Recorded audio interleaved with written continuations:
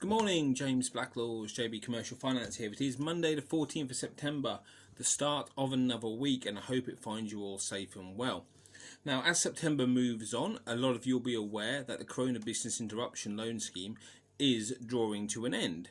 Yes, there are a couple of extra months for applications to be processed following the cut-off point, which is the end of September, but if you are looking to apply for a CBILS loan, it needs to be done by the end of this month, or else it will be rejected. Now, it may change.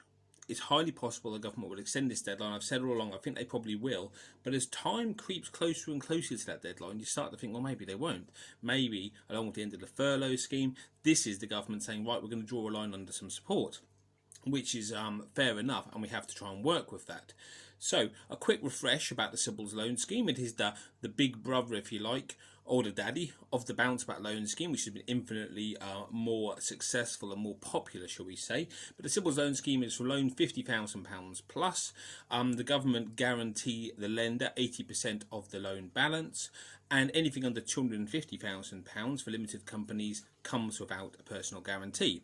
Anything above that is up to the lender and the borrower to come between them and to make a decision. There seems to be slightly varying things depending on the application, depending on the lender, etc. But for anything under £250,000, no personal guarantee for limited company directors. The same benefits to the bounce back loan are there as well, in that you don't have to make any repayments for a 12-month period, and there's a maximum term of 5 years, and there's no arrangement fee to set the facility up, and no early repayment penalty. The key difference, I guess, to the bounce back loan is rather than being a fixed interest rate of 2.5% for the term of the loan, the CBILS loan is variable, and it's anything from 3% to, I think the highest I've seen advertised is in the late teens. So it's all over the place, and it depends on the quality of the application, the amount, the quality of the business, etc, etc. So lots of things to consider there, but that's not the purpose of this video. There are a lot of explainer videos I've done about CBILS. This is just to let you know that if you do wish to apply for a CBILS loan, then please do get in touch with myself for initial free consultation. Let me just turn that phone off.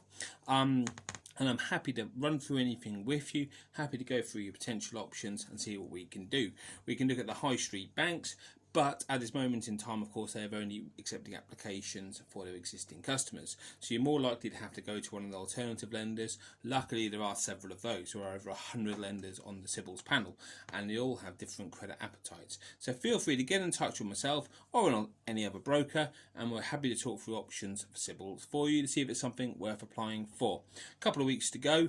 Hopefully, if you need the funds, you can take the steps now to actually move it forward. I'm James Blacklaw's JB Commercial Finance. Please like, share, comment if you've got any questions. I'm more than happy to try and help if I can. Thank you very much.